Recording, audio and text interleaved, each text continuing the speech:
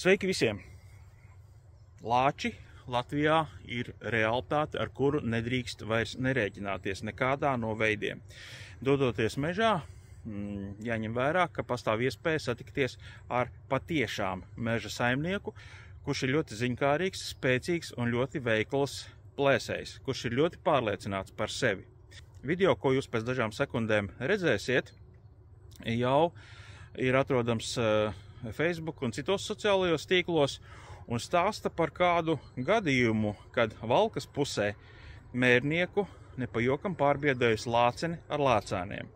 Skatāmies un dodoties mežā sēņot, ogot, arī medībās, atceramies, ka lācis ir reāls un var būt jebkurā vietā Latvijā, tā skaitā Pierīgā, mežā, un viņu var satikt, tāpēc uzvedamies skaļi, neatstājam mežā, ja, piemēram, paredzēts ir pavadīt nakti nometnē, neatstājam nekur nekādu ēdamo, visu noslēpjam, lai nekur nepaliktu nekādas ēdienas maržas, lai lācim nerastos vēlēšanās pienākt tuvāk cilvēkam.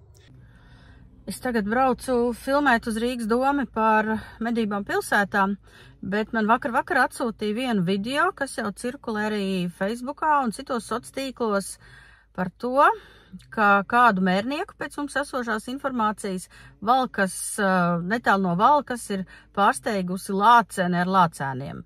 Un skatieties tālāk video, un te ir paša acu liecinieka arī ierakstīta ziņa. Mēs gan nezinām, kas ir video autors, varbūt tās ierakstiet komentārā, ja jums zināms, un varbūt tās mēs varam uzrakstīt plašāku stāstu. Skatāmies video. Valkas novadā, tāds, nezinu, pie omuļiem. Mutere pa priekšu nesās virsū, panikā uzbļāva. Mērniecības toks rokā, asais gals pret viņu nometa pa nažiem pret mani kādi 2 metri. Paskatījās, cīnīties un leca prom, bet tad tajā brīdī sīkais uzlec augšā kokā, tad es vismaz dabūju pafilmēt. Kolosāli, goda vārds kolosāli.